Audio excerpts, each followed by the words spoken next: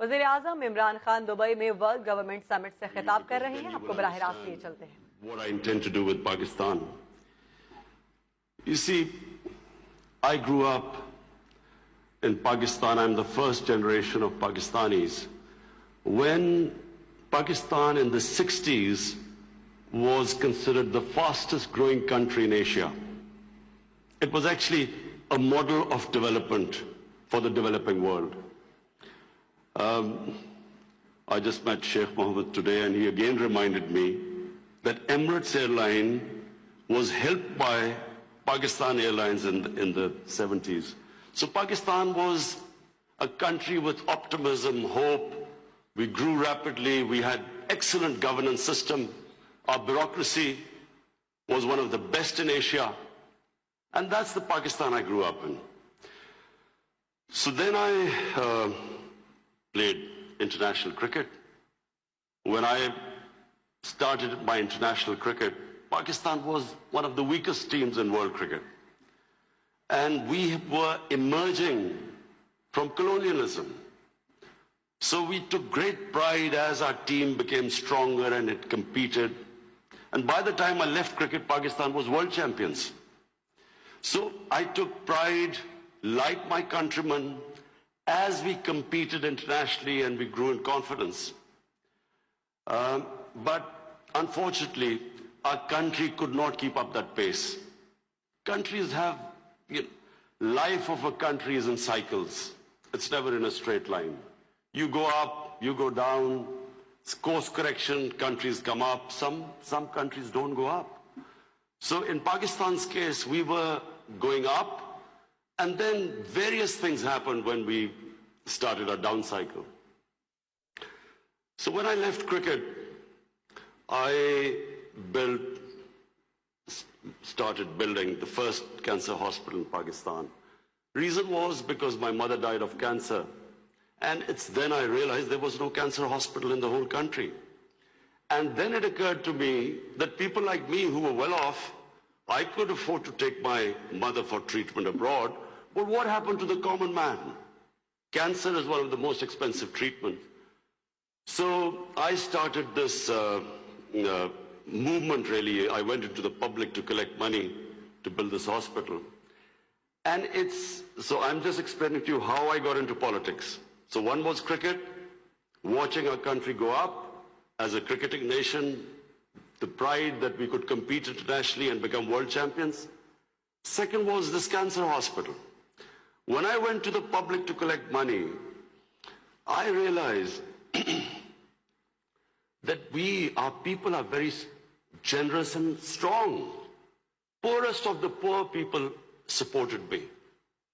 And I did what no one ever thought would happen, is that from public, I eventually collected money and built the hospital. And not just that I built it.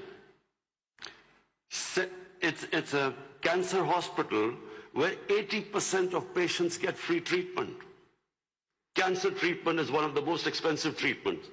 So then first I built it, and then to run the hospital, I again went to the people. And so it is the only private cancer hospital in the world which treats 80% people free, because it's the people who donate to the hospital. They built it, they run it. So I kept thinking, why is it that people are so generous to build a hospital and run it, but why don't they pay taxes?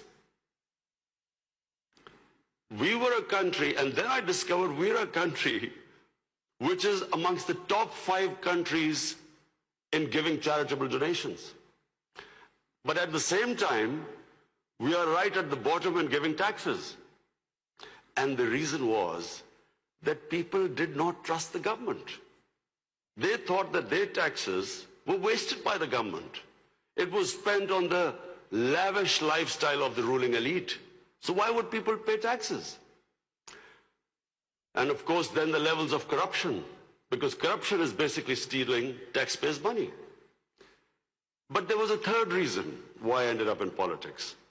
And that was, I watched, first of all, I used to play professional cricket in England, so half my year was in in England and a half in Pakistan.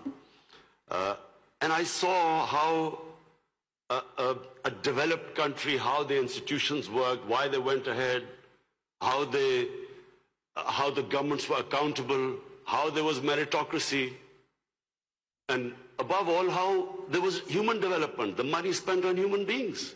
So I could compare what was going on in Western countries, and then I could see what was happening in our own country. But then I also saw other countries develop. And one of them was UAE. I used to play cricket in UAE from 1980 onwards, and I saw UAE kept developing. And then afterwards we saw China develop. So the common thing in all countries that have gone ahead is governance. And governance has two aspects. One is a government has to be accountable. The more accountable a government, the more clean a government, the more successful it is. And secondly, again I repeat, is meritocracy. The better the system of getting the best talent to the top, the better the country. Let me just give you a sporting example. Australia is the most successful cricketing country in cricket history of over 200 years. Because Australia has the best system of bringing its talent up. Pakistan, in my opinion, and I'm not prejudiced, I understand cricket better than probably everyone in this hall. Pakistan has the greatest talent of all the countries I've played. I've never seen as much talent as in Pakistan. But we do not have a system of bringing that talent up. So what's the point of having great talent if you do not have a system of meritocracy which brings the talent up? And that's in every field. In the 60s, the reason Pakistan went up, because our civil service exam was the toughest. It was the most, all the young people wanted to go into Pakistan civil service. It was the toughest exam. We had the best talent that came up. And in 60s, the reason we progressed, one of the main reasons, was a civil service of very high quality. And gradually, as our system of merit went down, so did the country. So I wanted Pakistan to go up. And as I said, I saw UAE going up. The way each year you came, it changed. It got better and better. And similarly, and of course the greatest example is China. For me, the thing about China which is just remarkable, no nation in the history of mankind has done what China has achieved. In 30 years, they have brought 700 million people out of poverty. It is just a phenomena which has never happened in human history.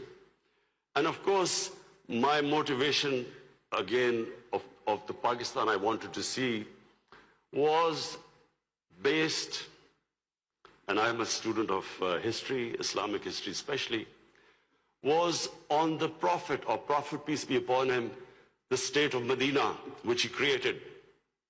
Now, why do I say the state of Medina? Because the state of Medina laid the foundation of one of the greatest civilizations in the history of mankind. The principles that